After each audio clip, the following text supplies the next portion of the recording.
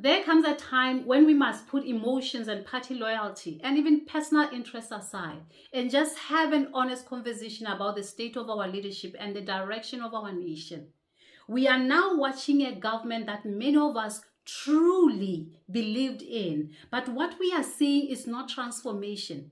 It is confusion disguised as governance and delays disguised as diplomacy. Today, I want to say what many are thinking but not saying out loud. There is no clear strategy.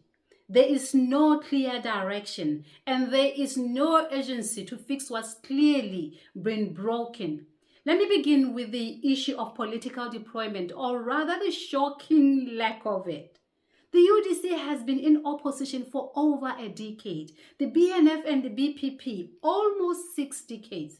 As for AP, over a decade, and yet, after finally assuming power, this coalition government has failed to place its own loyal, trusted foot soldiers in strategic national positions. Positions that influence how Botswana functions and how the world sees us.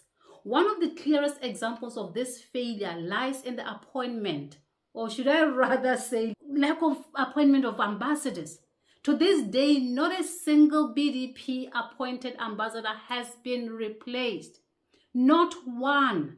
These are not random civil servants. They are political figures appointed by the previous administration, men and women tasked with carrying the voice of the president abroad, advocating for Botswana's interests and building our image in foreign capitals.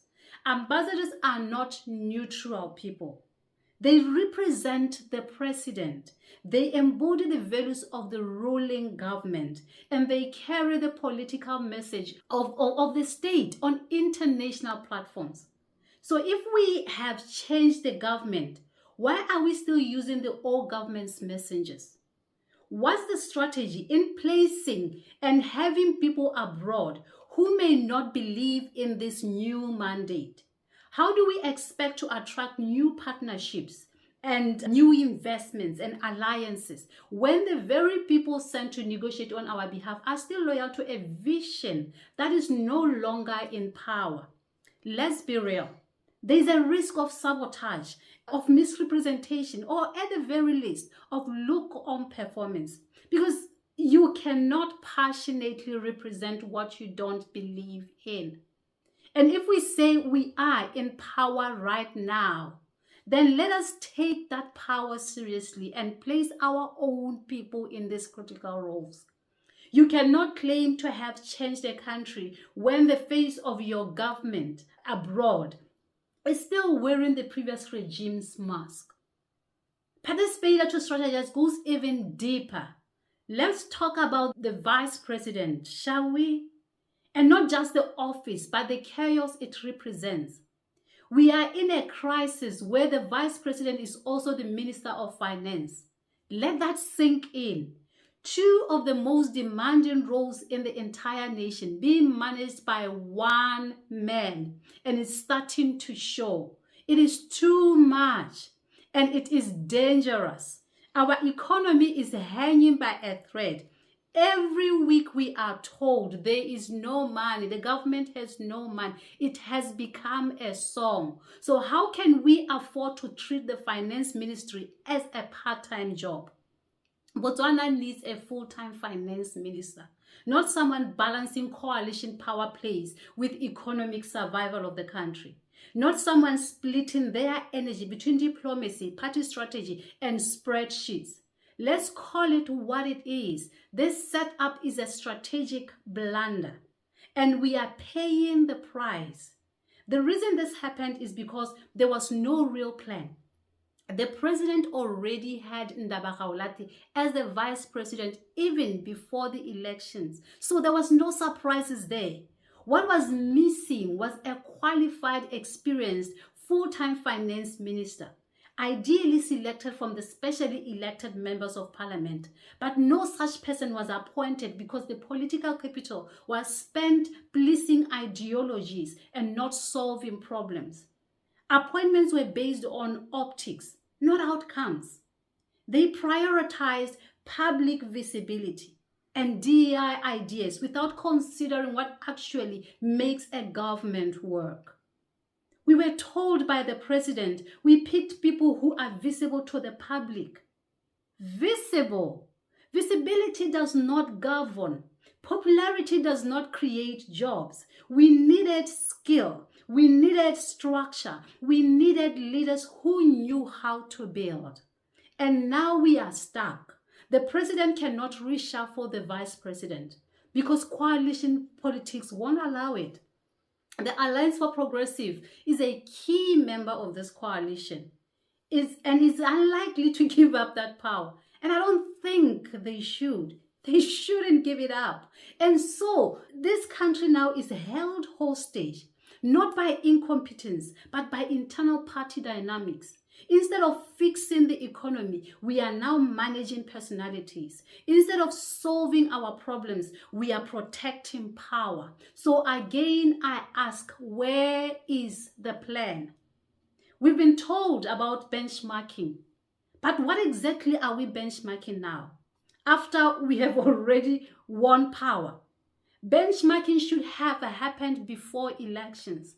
You had 3 campaigns over 10 years to gather data, consult the people, design policies. But now you are traveling the world pretending to learn something new. What is it that you don't know already? The truth is, these trips are just delays in disguise. It's Padian politics, content creation masked as governance. If you had a plan, we would see it by now. And if you didn't have a plan, then be honest with us. Tell the people the truth. Tell us you weren't ready. Tell us you are figuring it out as you go. That would at least be more respectable than pretending to govern while posing for photo shoots and replacing that as policy. We didn't vote for figureheads. We didn't vote for influencers in suits. We didn't vote for parties that would spend all their energy maintaining internal power balances while the rest of the country bleeds. We voted for change, real change. And what we have now is a coalition that can't fire who needs to be fired, can't appoint who should be appointed, and can't even stay home long enough to focus. Botswana deserves better, guys. Leadership without principle is very dangerous. Power without strategy is reckless.